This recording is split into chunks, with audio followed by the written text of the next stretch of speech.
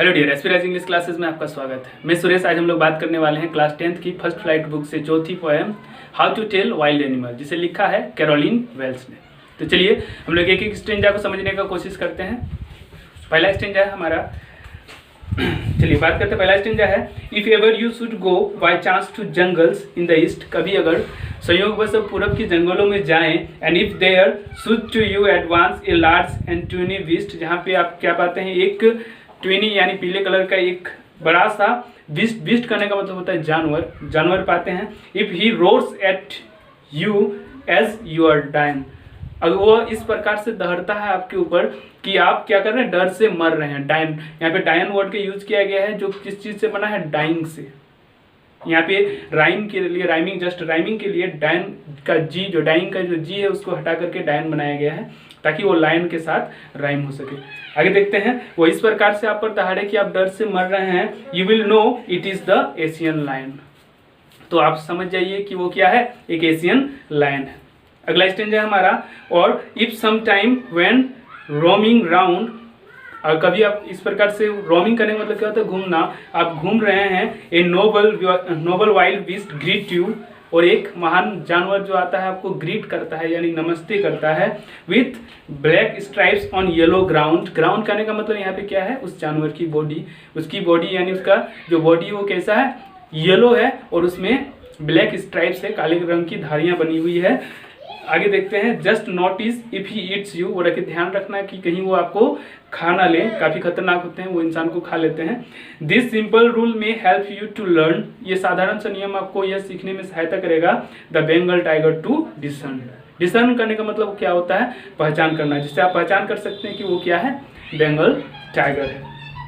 अगला हम लोग का थर्ड स्टेंजा है, इफ स्ट्रॉलिंग फोर्थ, अगर आप आगे की ओर घूम रहे हैं, बेफिक्र घूम रहे हैं, आगे बढ़ रहे हैं, ए बीस्ट यू व्यू, और आप एक जानवर को देखते हैं, whose hide with spots is peppered, जिसमें क्या है, स्पॉट करने का मतलब होता है धब्बे, काले रंग के कुछ धब्बे पड़े हुए हैं, उसमें वो कवर किया हुआ है, ढका हुआ है।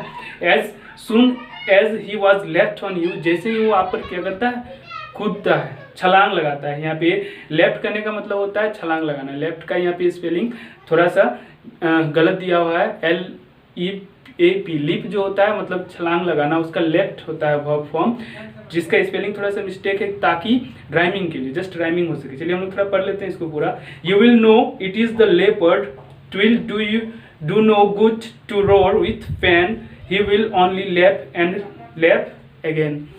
अगर आप दर्द से करा रहे हैं फिर भी वो क्या करता है, सिर्फ छलांग लगाता है और दोबारा छलांग लगाता है। यानी लेपर्ड जो होते हैं वो शिकार को देखते ही तुरंत से छलांग लगा देते हैं, और वो आपको मार देंगे, खा जाएंगे। अगर आप करा रहे हैं दर्द से तो भी उसको मतलब नहीं। यहाँ पे देखिए, थोड़ा सा समझने की कोशिश करेंगे, लेफ्ट लैप लैप, ये स्पेलिंग थोड़ा सा इसका मिस्टेक है, मिस्टेक यहाँ जानबूझकर किया गया है ताकि राइमिंग हो सके। चलिए ये थी हमारी थर्ड स्टेंजा। अब आगे हम लोग बात करेंगे फोर्थ स्टेंजा की। चलिए देखते हैं, फोर्थ स्टेंजा है, if when you are walking round your yard, yard करने का मतलब क्या होता है, आंगन। अगर अपने आंगन पे आप टहल रहे हैं, you meet a creature there, वहाँ पे आपको एक जीव मिलता है, who hugs you very very hard, जो आपको क्या करता है, हग्स करता है यानी गले लगा लेता है काफी मजबूती से। Be sure it is a bear, तो आप निश्चित हो जाइए वो क्या है, बेयर है। यहाँ पे बेयर करने का मतलब क्या होता है, भालू। कई लोग क्या करते हैं, भालू की इंग्लिश को बियर कहते हैं, उसका प्रोनाउंस करते हैं, बियर नहीं होकर के वो क्या होता है, बेयर होता है। इस बात का थोड़ा ध्यान में रखिएगा।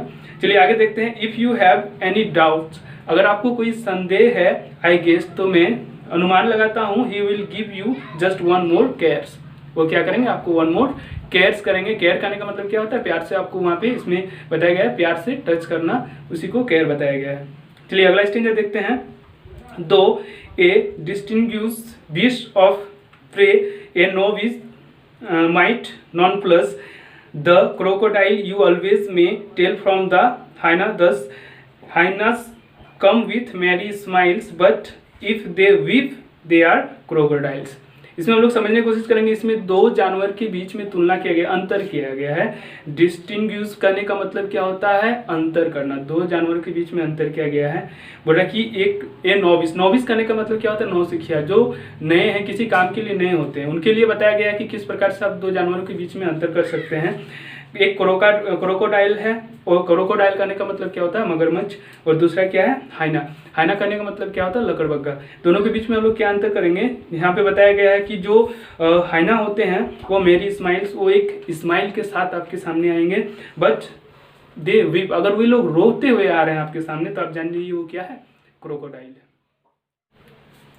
The true chameleon is small.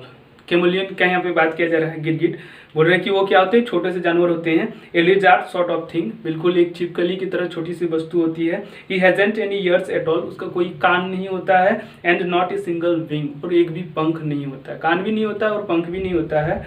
And if there is nothing on the tree, अगर पेड़ में कुछ भी नहीं है, this the chameleon you see, तो निश्चित रूप से आप वहाँ पे गिरगिट को देख सकते हैं। अगर पेड़ में कुछ भी नहीं है तो वहाँ पे गिरगिट जरूर होंगे। तो ये है पोएम जिसमें हम लोग देखते हैं कि किस प्रकार से हम लोग जानवर को पहचान सकते हैं, उसकी पहचान कर सकते हैं। ये थी हमारी आज की वीडियो।